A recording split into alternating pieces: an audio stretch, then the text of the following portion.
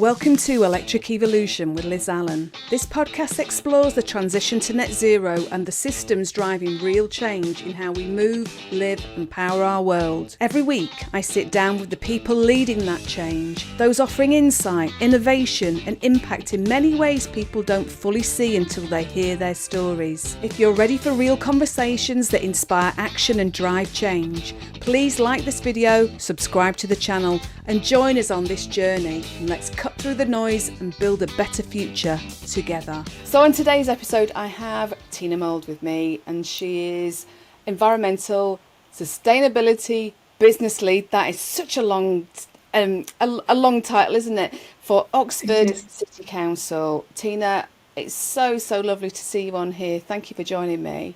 Thanks very much for having me, Liz. It's lovely to see you.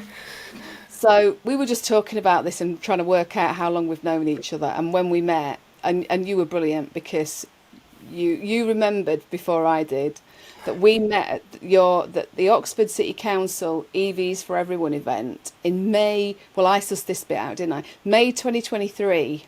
Yeah, that's right. We were running an event. A big event, wasn't it? It was. I think it was our first event post the Energy Super Hub Oxford launch, so the big high voltage connected charging hub we have at Redbridge, and it was an event to be more inclusive and try and get residents to come down and learn a little bit more about EV charging, so looking at all the options, so renting vehicles, leasing vehicles, seeing what's available, and also seeing if people wanted to register more interest in where they may want charging infrastructure, for example. So that was one of my favourite events, actually. I remember it really fondly, and I think all of our team really love engaging with residents because we get so much out of it. So it's great to run events like that. And you had a really good turnout for it as well, and lots of kind of test drives going on, and all sorts of stuff happening, which was it was really. I mean, at that point we didn't even have an EV, so I was embarrassed. No, actually, do you know what? I'm not going to say I was embarrassed. I just rocked up in my petrol car, but didn't park anywhere near the kind of the EV charging. But it was literally just probably about six weeks before we got ours. But the event itself was so good. There were lots of people turning up and looking at the EVs, weren't there? And like I say, going out for test drives and stuff. And I just remember it just being a beautiful day. And the super hub is very impressive because you've got 3 EV charging companies there, haven't you? But kind of like the main canopy is a Fastned kind of canopy, and that really stands out, doesn't it? It does. I love that canopy, and often at night, and I kind of see it as well. And I just think it needs a couple of disco balls hanging from it. Maybe I'm a bit sad having worked in that sector, but it is a really good canopy, and it really makes it stand out. So if we talked to Tom from Fastned, then disco balls, and then we got all the council officers kind of doing some kind of 1970s kind of dancing underneath it, or we could even get Tom there. I think that'd be interesting, don't you? They might charge us for icing them though, for flocking them.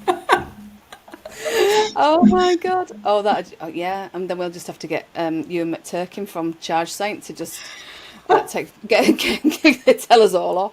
Just paint a few of those white lights for flashable, different coloured LED ones, and we'll be fine. That'd be brilliant. So, and I actually went to the hub last year when I was driving for Women Drive Electric on the Green Fleet EV rally. So yeah, again there was all sorts of stuff going on, wasn't there? And it's just one of those sites where it stands out. I don't think I've actually been to a site like that, other than and I've been to quite a few charging hubs now, but I've not really been to any sites they're similar. You might be able to tell me otherwise, that there might be some other ones. Well, I'm not going to, am I? Because obviously it's a site I'm very proud of. Yeah. I know. Right, so, I'm shutting up now. Stop it. My goodness. So let's talk about you, though. Let's talk about you, because my jaw dropped when I saw what you started off doing in your career. Kind of your. Well, it was your on the university side. can I just say it? Because I'm so overwhelmed by it all. Tina got a PhD in organic chemistry at the University of Exeter, and it just happens that my son is currently at Exeter University. Um, and how how did you get into that, and how did you move from getting your PhD into kind of what you're doing now with the council? It's quite an interesting background that I've got. Love it. Um, I think when I went to university, to be honest, I don't think I absolutely 100% knew what I wanted to do, and I was quite good at chemistry, and my dad had been a chemist. So I went to Bristol first to study chemistry, then I had a year out, and I got back and I was sort of running an R, but I thought, yeah, no, I really fancy doing a PhD. And when I went to Exeter, my professor, who was, where you go to do your PhD and you look at what kind of PhD might want to do, he was working with a lot of pharmaceutical companies, and they were very much related to, human improvements and helping people, really. So I ended up doing a PhD over 3 years, and then towards the end of my PhD, I was thinking, do I want to stay in this field, or do I want to do something actually a bit more practical and hands-on? And having spent a while sort of working in a research environment, I came to the conclusion that actually something operational and sort of more practical was probably actually more me. So then I looked for a job, and I ended up getting a job actually in a drinks company in Bristol, in sort of logistics and operations. A lot of that was really about sort of efficiency and improvement, and sort of and learning around learning around that. There was elements of it where I was really working very much of a technical field, so looking at imported wine and the sort of technical elements of it to then put it into boxes or bottles to be transported out, and also just things like how to be efficient and effective at running a warehouse, for example, and things like that. So we made cider as well, and all different bits and pieces. So it was a really good starting point. And then I guess by that age I was, getting towards my sort of early 30s. So I then had children, and then I didn't actually work for a little while. And when I decided I wanted to come back to work, I thought, what am I going to do? I've got children, they were still quite young, and thought, well, I've always been interested in horticulture, which is another thing my mum really enjoyed. So I went to college and did a horticultural qualification. Oh wow, gosh. Yeah, worked for myself, but then ended up coming to a local authority, and I joined Oxford City Council in 2015, originally in the Parks Department. So managing some of the open spaces, trees, countryside, landscape, different elements of it at different times. And I did that for around 3 years. And then I was a maternity leave covering the sustainability team, so I moved over into that. And that's when I got involved in the Energy Super Hub Oxford project and became the project manager for that. And then I've moved through into managing the EV team, electric vehicle team, and now I lead the sustainability team. So yeah, it's been a bit of a journey. I would say my science background is very good for the technical side of what we're doing, but it's also been a steep learning curve. But what I would say to anybody else who's interested in getting involved in this is that you can do it, and I've done it from no knowledge. When I first started on projects, I often have very little or no knowledge of those sectors, but you can learn on the job, I think, and that shouldn't be forgotten. But it's those transferable skills, isn't it? Yeah. Because even though you've done you've done different things, it's even at university, those transferable skills you built there, didn't you, through Yeah. your degree and through your PhD, and just happened, you got into somewhere that you could build on those skills, and the fact that where you've come from to where you are now, it just feels to me like you've utilized those skills to the best, to the best you could do, haven't you? Yeah, hopefully. Hopefully. Yeah, no, I think definitely using the technical information, definitely report writing. There's quite a lot of report writing, obviously working in local authority that Imagine. goes on. So all those elements of having produced a thesis and condensed reports and other bits and pieces are probably, definitely things that I've learned, and that analysis of data. Some of the other skills you need to work on the way are more about working with people, I think, and the collaboration element and other elements of that. So, yeah. But is there anything that surprised you about that kind of crossover between academia and the work that you're doing now? Um, Well, it's a very different world, I would say. So I think data and information is one thing.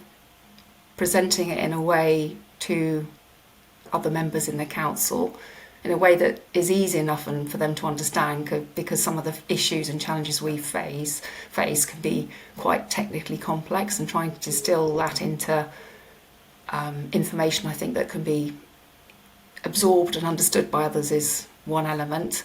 There's a lot of huge amount of engagement and, I'd say, processes, but thinking about best value for public money, so making sure that it's spent in the appropriate fashion, that takes a lot of work and effort and energy as well. So that, if you're thinking about major change consultations and all those elements, so that's something I definitely didn't learn while I was in my earlier former life. I don't think that's something you learn maybe more in the public sector and in other jobs where you may more have done partnership or definitely resident engagement work. I think so. Yeah, they're definitely very distinct, different roles, but yeah, there's definitely skills you can bring along. Yeah, yeah. But like I say, it's bolting Yeah. what you've already got, and then new things. But so I was going to say that Oxford declared a climate emergency back in 2019, Yeah. and you've been seen as a council that is kind of pushing and I'd say leading the way and pushing forward with a kind of across a number of areas. But what I was going to ask you, what kind of momentum has that climate emergency, because we're talking kind of 6.5 years now, aren't we? What momentum has that kind of built since, and how is that? I know it'll have changed a lot of things, but how has your work changed since then? I think it's changed in a lot of different ways. I think even before 2019, we had a strong background in carbon reduction and electric vehicle infrastructure, particularly. We had a very strong team and very knowledgeable, doing a lot of work in that area.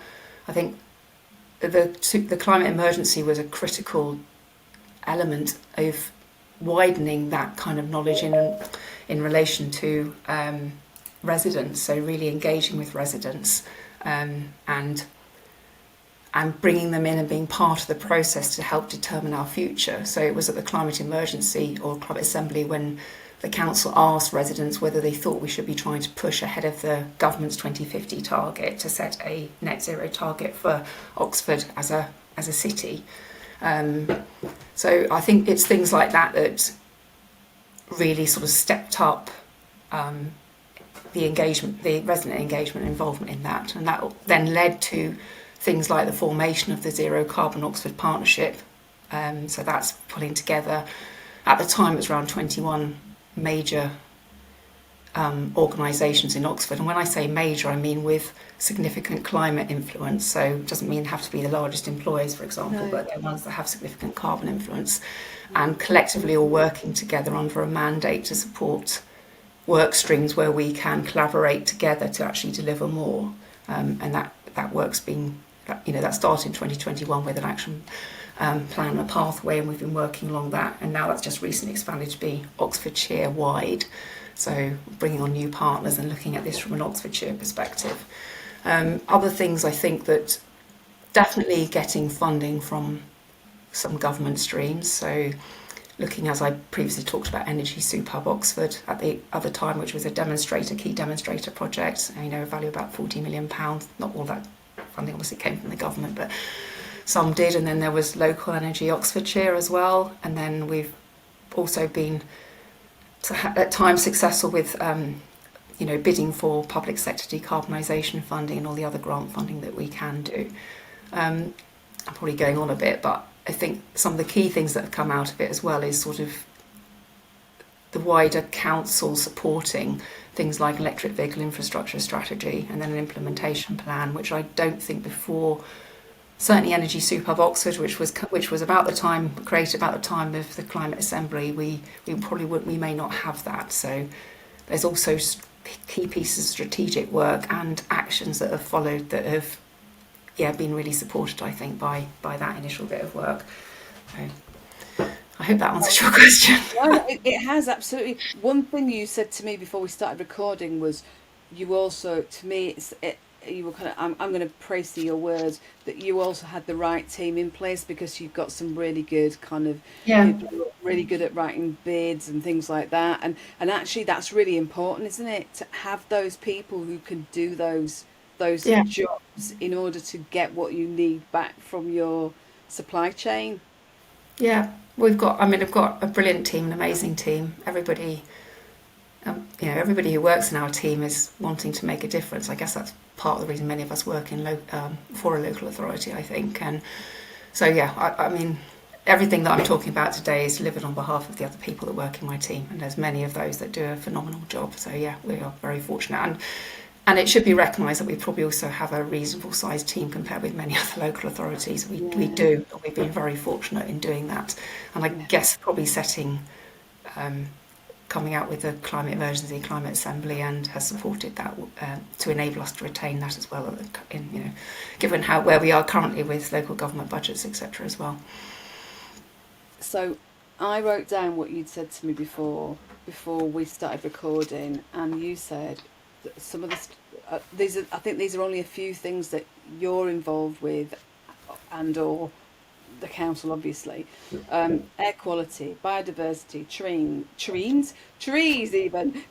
and climate and sustainability. I mean, there's a whole that's a whole plethora of areas that I mean, you personally have been involved in, but also, like I say, that the council, uh, to me, that's a flipping lot. And I'm sure there must be lots of local authorities who probably have kind of dipped their toe into this, but not as in depth as yourselves. Yeah, no, the team that I currently manage covers a huge area. So, like you kind of described the environmental quality and planning perspective. So, yeah, for all of those bits and pieces. So that means planning, any planning permissions that go in relation to them, but also the kind of strategic setting of those. And for example, things like biodiversity net gain, biodiversity strategies. Pedro, who works in my team, so we've just recently got 2 new ecologists in, so looking at that lot of work. And then we've got an air quality action plan, and we have to make annual reports to DEFRA on our air quality. And Pedro, who's been our team for ages, is working really hard on our next air quality action plan. So thinking about where we want to be in terms of our nitrous oxide and our particle emissions now, and where we want to be in sort of 5 years' time. And last year we did a lot of work on expanding the smoke control area and around Oxford to cover all of Oxford. To try, all of these things are based on improving the health and well-being for people across Oxford. It takes a lot of sort of consultation and engagement. And then, tell me if I go on too much, but in the other elements of the team, we do things like pay utility bills on a day-to-day basis. So for all of the council's properties, which is a considerable amount of work just in itself, we have members of the team who are engaging with other groups. We have Emily, for example, who leads on all of our energy efficiency work. So any grants that come in from the government, trying to connect residents, working with landlords and tenants, trying to support them with fuel poverty grants and all the other bits and pieces. We have a team leading on electric vehicle infrastructure, so looking at the local electric vehicle infrastructure fund, thinking about the cross-pavement channel processes. I previously worked a lot on Gulo, led by Vicky, but we've got Sue, Nilish and Krista working in that team as well, doing a lot of work in relation to that. Sam currently leads the Zero Carbon Oxfordshire Partnership, so she's the strategic manager, and she's got Petra working with her. We're also doing a lot of work in the local area energy planning area, so the county are leading on this project. And this is a really fundamental bit of work that is going to be really critical for unlocking energy for all of our decarbonisation plans, but also for economic growth in and around Oxford. Mm-hmm. So that's really trying to understand what the pathways are for us to achieve net zero, and really starting to plan it out on a county-wide basis, but on a district basis, and thinking about it almost down to our sort of primary and secondary substation level. And that's a significant project that we're working on at the moment. and that's working a lot also with our distribution network operator, so SSEN for ourselves, but also things like the energy systems operator or national energy systems operator, now NESO. So there's lots of bits and pieces of work, and Alice has done a load of work on that and been working a lot on that. And another major project we've got going on is a district heat network. So we are Yes. a major bit of work at the moment on a feasibility project for a district heat network, which Rose and Ruth, who I'm working my team are working on, really looking at the opportunity to create a significant, or at least one, maybe two significant district heat networks in Oxford. Maybe probably one in the city centre, maybe one in Headington, then possibly potential for one in Cowley as well. So, and the real reason that we're focusing so much time and attention on that is because it could, building emissions in Oxford are around 60% of all emissions. So road transport emissions are around 20, just over 20%, but buildings emissions are the largest contributor to emissions. And if we can take forward a district heat network project, it could have an impact of reducing about 10% of all buildings emissions in Oxford. So it's a significantly important project, not just from an emissions perspective, but from a citywide perspective. Can you just do me a favour and just explain now, because I think there might be people listening and watching who might not know what a district heat network is. Yeah. Now, I do. I've spoken to somebody. I've interviewed somebody before, but it depends whether people have actually caught that episode. But do you want to just explain what a Yeah. district heat network is? Yeah, more than happy to, because I think a little while ago I didn't really know either. So basically, the idea of a district heat network is that you take waste heat from waste sources or waste heat sources, and this could be things like sewage, for example, that tends to be hotter. It can be water, so it can potentially come out of rivers. It can come from air, or it can come from heat created from other sort of cooling methodologies that are creating heat by cooling, or from things like data centres, which creates quite a lot of heat. So you're taking waste heat, you use that waste heat to heat up hot water or to heat water to a certain temperature, and they can be, I don't want to complicate things, but there can be different types of heat networks that can be heated to different levels of temperature. Yeah. And you use that water, you put that water into underground pipes, and you transmit that, or a bit like replacing the gas network, it goes around an area, and that then can go into buildings via a heat exchanger plate. So a relatively small device that then transmits that heat, although that hot water, into your heating system in your building. And some of the significant benefits of potentially the district heat network are that they don't require a lot of, especially if the water comes in at a very similar temperature, or you can create a very similar temperature to your existing boiler. And the way that it's working, assume most properties are being heated by gas boilers at the moment, you are creating a very similar environment to what you would have done before. So it hopefully will not involve you retrofitting or changing too many other things on the other side of your building. So what we call the secondary works, which are those changes on the other side of your building, are limited and reduced to what they would be for some other sort of decarbonisation mechanism, such as an air source heat pump, for example. So for a lot of heritage historic buildings that may be very difficult to retrofit with air source heat pumps and other electrification, oh, what's the word I'm trying? You know what I'm trying to say? Other forms of decarbonised electrified heat.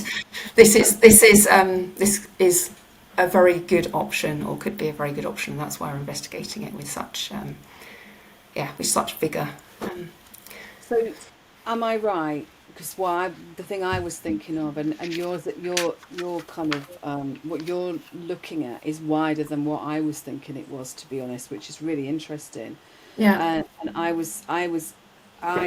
understood a district heat network also could bring in ground source heat pumps, but bringing in, you would still have, so like you said about the kind of the gas network, you'd have one area that had a borehole dug, and then but then so with the ground source heat pump specifically, and then it would actually be kind of filtered across to kind of consumers, and not kind of just on the business side. Yeah, Is that something as well that you can kind of bring into that? yeah. I think your heat could come from ground source Mm, mm, boreholes. It just depends on your environment. So it's a bit like generating solar or wind or anything. You're looking for the best, most cost-effective methodologies of extracting heat, enough heat, and for a city centre network, that's a significant amount of heat. Um, but on a smaller scale, it can just be what is the most useful methodology of providing heat. So that could be a ground source heat pump array, or it could be a big water source heat pump on a river, or it could be some large, massive air source heat pumps on a more industrial site or industrial scale somewhere, or it may be that there's a data center somewhere that you can connect into and extract the heat from if that provides sufficient heating. Or it may be multiples. It may be that you need multiples of all those things, depending on the size of the network and the amount of heat you can obtain from them. And that's all part of the kind of work that,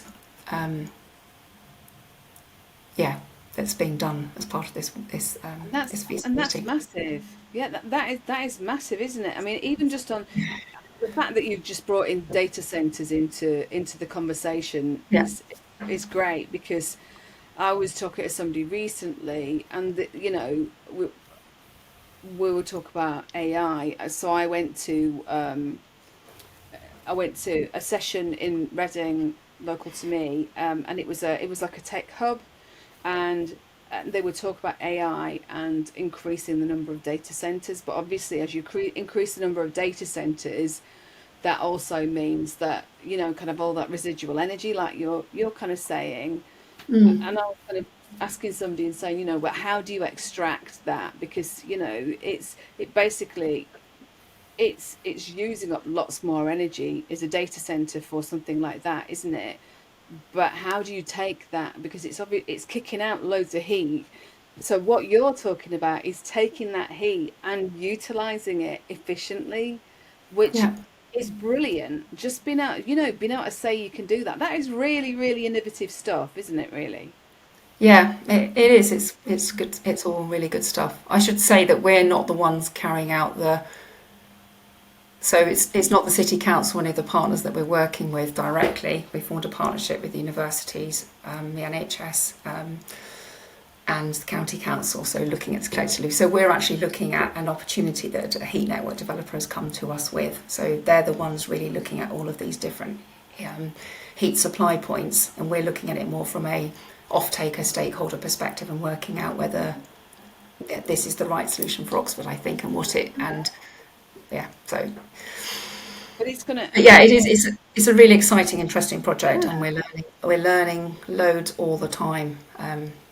And the government currently is in the process of producing more legislation in relation to heat networks and heat zoning. So actually looking at creating a zone in an environment, in an urban environment, almost like ring fencing an area and saying, looking at who might off-take heat, so mainly anchor larger organisations, and then seeing how much the proposition of that heat would be. And it's done a lot of heat mapping in relation to these, and then working out whether there's a commercial proposition that could provide a solution. And the government's doing a lot of work in relation to the legislation in relation to this and the sort of policy that's going to come along with it, which is really positive, good stuff. So, It's really nice. Do you know, in a way, and I know people criticize the government and stuff like that, but in a way, the fact that they are, it's not perfect across, all areas, but they are starting to kind of move these things forwards, and some things originally, me and my husband were talking about anything that's got the word tax in it, people don't like, do they? So it kind of makes people a bit unhappy. But some of this stuff, the decarbonisation side, it's so important. And if you're getting that support from government in order to be able to do this for your local economy, it's just really beneficial, isn't it? yeah, no, it's definitely it I think, you know, it's a all chicken and egg situation. You need enough heat offtake to make it a commercially viable proposition, and somehow you need to go through a methodology and process of working out what that's going to be. And obviously the government's trying really hard to do that because it understands that following the European model, this could have a significant benefit on our ability to achieve net zero by 2050, and you know, it wants district heat networks to provide around 20% of all decarbonised heat by 2050 through district heat networks. So it's, you know, it's putting some funding in through the Green Heat Network funding sector as well to support this. So, and the heat network developer we've been working with has, you know, has currently got a grant of around £20 million, or just over £20 million, to support this work as well. So, which is which is all really exciting. Yeah, Absolutely. So just going back to so when we were talking about the Energy Super Hub in Oxford, yeah. you have been, like you said, you've been rolling out EV charging for quite a long time now, haven't you? Has there been any, well, can you talk about the trickier challenges with charging that you've kind of come across when you've been rolling it out? You don't need to do any finger pointing or anything, but just generically. I think it's often challenging. Mhm. Electricity connections are challenging. Yeah. Um, Even with Energy Super Hub Oxford and a private wire connection, that was still, I think, quite challenging for everybody to understand. And it also is governed under different regulations, which meant getting energy contracts made that more complicated. I think initially when we were doing when we started, we had a government grant to do sort of on-street charging, probably starting around 2015, 16, actually starting to roll out on-street chargers. They are and have been quite hard, that project. And I think very early on, a lot of the initial charge point operators, either maybe some of them looks like went bust, but were taken over by others. And so we have some legacies of, you know, chargers that have moved over under different ownership, etc., etc. I think learning about contracting, what you need to include in contracts. The government, I think, is providing a lot more information in relation to these now, and obviously the local electric vehicle infrastructure programme has a lot of heavy involvement from the government. I would Really. but yes, in my opinion. But yeah, so and one of the things we have tried to focus on is some of the requirements to hope that residents have the best as good experience as they can. So learning as we've gone on. I'm not saying we've been perfect from the word go, but learning as we've gone on. So trying to ensure that you can use a credit card payment and you don't have to have an app. And even on the 7 kilowatt chargers or the AC kind of chargers, which I don't even think is mandated by the government now, managing our contracts as tightly as we can, which is often having weekly or other weekly meetings with charge point operators. And trying to make sure we have access to the right data so we can understand actually how performance is monitored and can check in on it. So yeah, some of those things. But yeah, there's definitely still obstacles around planning, permission, electricity connections, and then just the complexity of contracting, I think, with charge point operators, which is, I mean, look at Levi. I mean, it's taken the county and the different districts on that a significant amount of time just to get to a point where we may be looking to award a contract. So These things do take a heck of a long time, like you say, don't they? Yeah. And I always say this when people start these things. Even with Levi, people did, you know, councils did. They don't know what they don't know. You've not rolled it. I mean, like I say, you've been leading the way for ages, but there's a lot of councils where it was really brand new to them. You know, and then you're contracting with a private organisation, aren't you? But also sometimes you're contracting, like you said about, you know, some of them have either been taken over or whatever. Yeah. So you've got to make sure that you're contracting with an organisation that you know is going to be around in the future, don't you? Or kind of because we're talking, I'm assuming this is the same with Oxford, that a lot of local authorities are contracting with 15-year contracts. That's a long time to have faith in one organisation or two or three, isn't it? It is, and I don't think we've ever had contracts previously either where we've had the ability. Normally, a contract's been for you must deliver this, whereas on a 15-year contract, you're starting with some grant funding to deliver something, but actually you're wanting them to go above and beyond that further on and deliver more. Because over 15 years, you'll need. I mean, we know from our EV strategy that we should be nearing having maximum amount of EV chargers to support all of Oxford, with all the people who require on-street charging equivalent with chargers by 15 years' time. By 2040, we should have a full complement. So you can imagine that, yeah, you're not especially expecting what you're going to get for your. I think the county got something like 3.6 million, so then that's being split across all the districts, so that won't be enough to cover all of the charges that are required. So we're going to be relying on the commerciality and the charge point operator to deliver more, and structuring contracts to enable you to do that is interesting, not just that we want you specifically to do that. You need to work with us and carry on delivering after that first bit of grant funding, and we work through how we get to what we need to get to. So yeah. Yeah, yeah, It's and then there's the whole legacy charges, and things move on. We don't know what's going to be happening the next 15 years, do we? So I suppose you've got to get them to commit to that. I mean, I suppose one question would be, how are how are you as a council finding the overall customer experience on the charging side? What is the feedback from the residents and the visitors? Because you get a heck of a lot of visitors in Oxford, don't you, as well? Yeah, I think if I'm if I'm totally honest, we probably have not been quite as. I think we're in a sort of transition period, so kind of understand the good or the feedback that we get from things like Energy Superhub Oxford Mm. and some of the other charging sites that are going to remain with us. Some of the other sites, we've currently constantly been extending contracts over very short spaces of time because they're going to move under a different charge point operator when they leave. So the on street ones, for example, are going to go under a new charge point operator. So all the time you've kind of finished your old contract and you're trying to extend the contract on a very short time scale because you're never quite sure when the tender's going to be, when you're going to finish the conclusion. So some of those things have probably presented us with not less than ideal Mm. current circumstances, what I would say. We still try to do our best to ensure that we can provide as good a level of provision as we can, and that the Yeah. charge points we have are operating in good condition.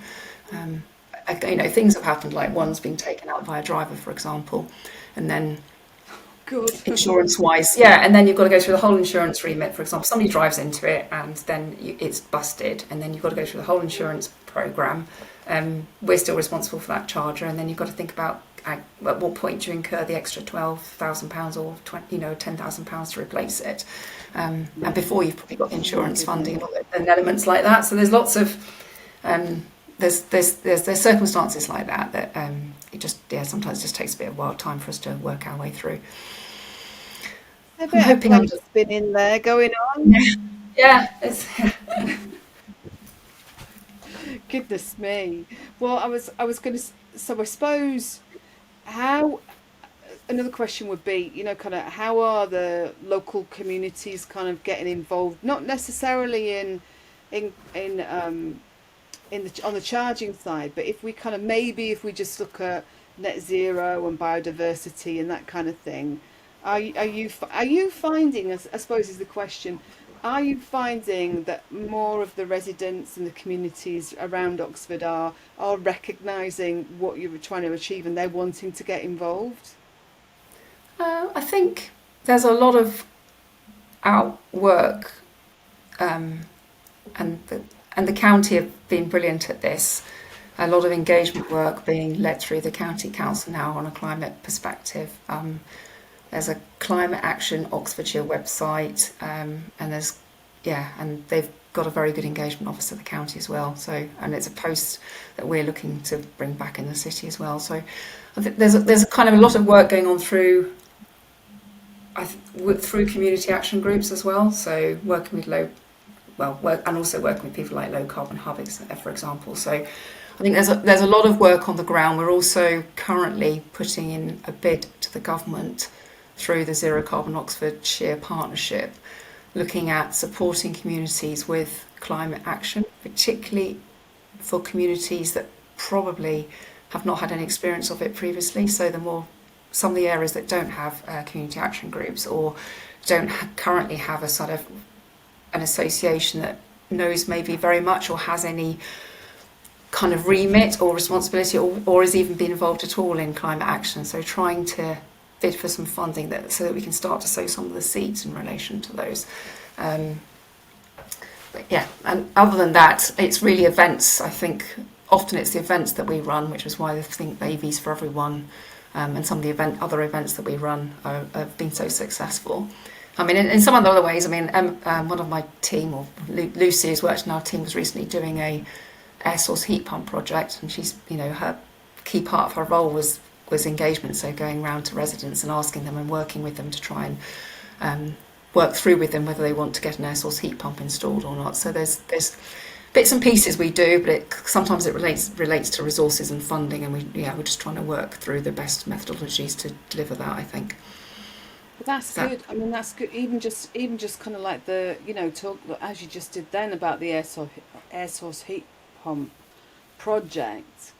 To me, the grant is still there. It's £7,500, isn't it, for an air source heat pump? And I know that they're still quite expensive, but actually, just to say that is available in the first place is brilliant. I mean, that's what we took up, so that's why we got we got an air source heat pump because our boiler packed in about kind of about 2 weeks after I interviewed the CEO of an air source heat pump company, and I kind of went, that's what you could help us, could you?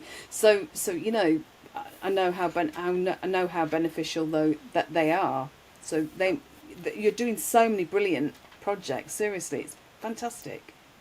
Thank you. Yeah, no, I mean, that kind of bit of work's currently sort of stopped or come to a bit of an end. So, yeah, again, we need to work through what we do with that going forward. But yeah, no, there's been some amazing, there with lots of different things we've worked in, really. We've been looking at carbon offsetting as well. So looking at working out whether we could offer something in relation to sort of carbon credits in Oxford. So for local businesses who may want to provide funding to another organisation. Maybe they can't achieve everything they want to under net zero to meet their net zero target, but they have some funding, but for whatever practical reasons they can't deliver the projects. May have another organisation that doesn't have the funding and wouldn't ever be able, or in the next 10 years wouldn't be able to carry out net zero targets or net zero decarbonisation projects.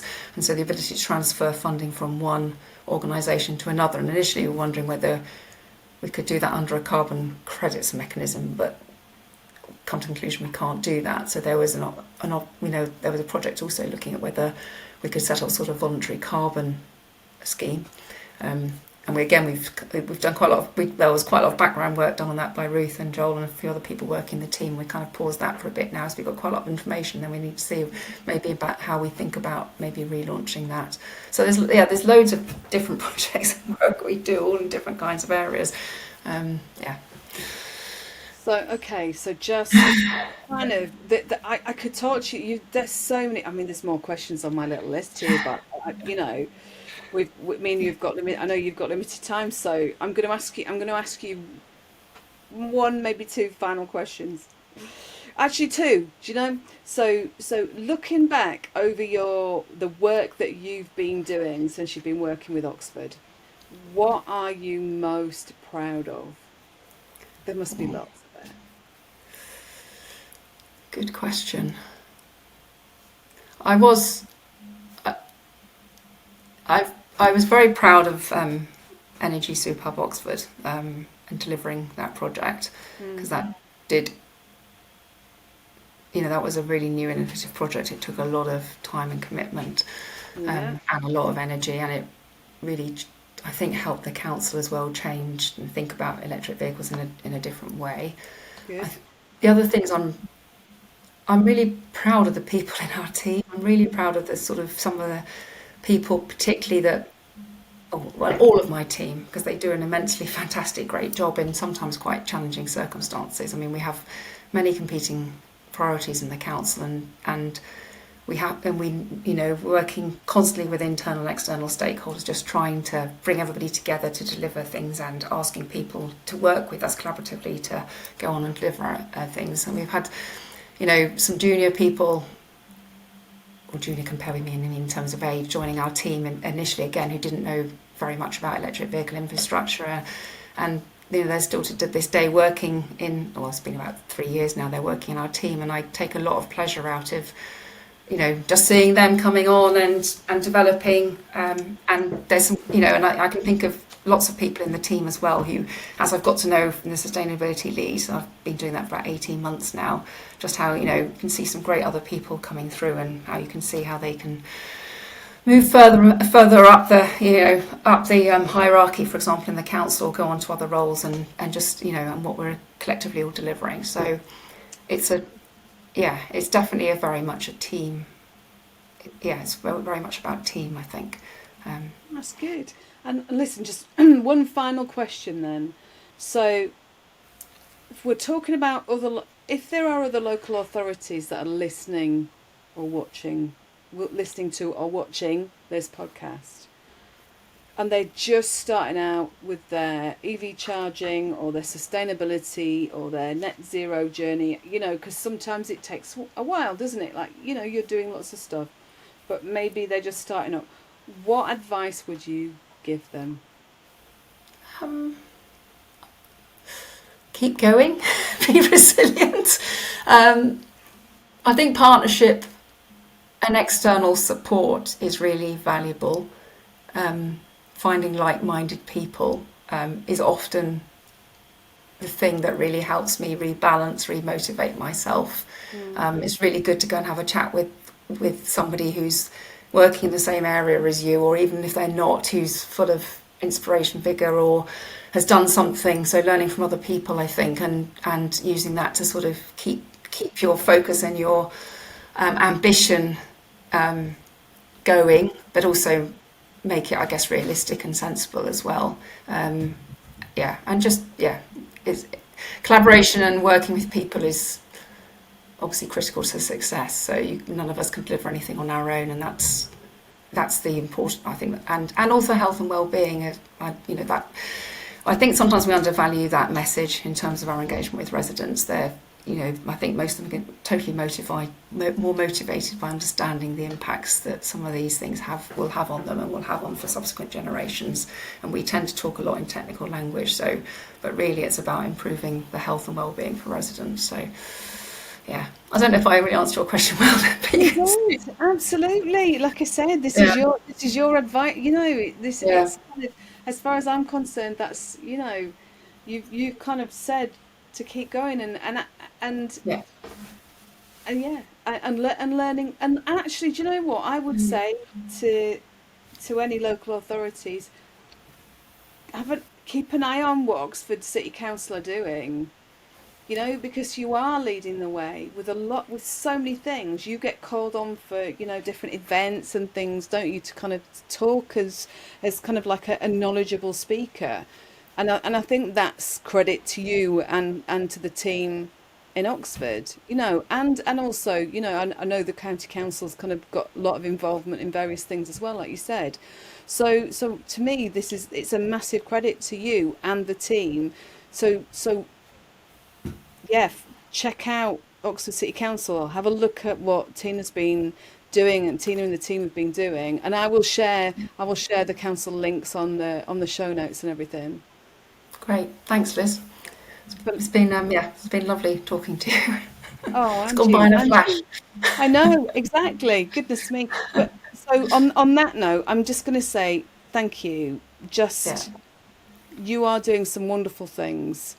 And you're kind of lighting the way you and the council are lighting the way for other councils, and the nicest person as well. So I just really appreciate your time, Tina.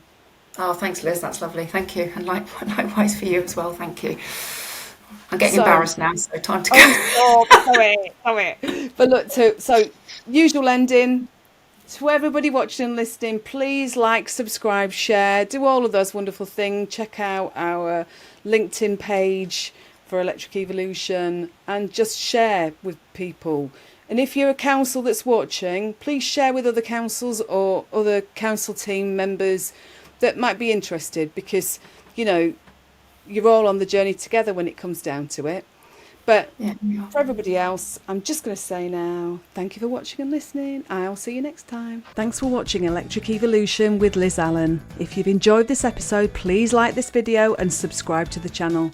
If you're a charge point operator, local authority or stakeholder in EV charging, I'd love to talk to you about our Charge Point Evolution framework. It's designed to help you create a seamless EV driver journey, boost utilisation and maximise your return on investment. Alternatively, if you know someone who'd be a great podcast guest or might be interested in sponsoring an episode, you can email me on liz@fullcircleci.co.uk. Thanks again for watching.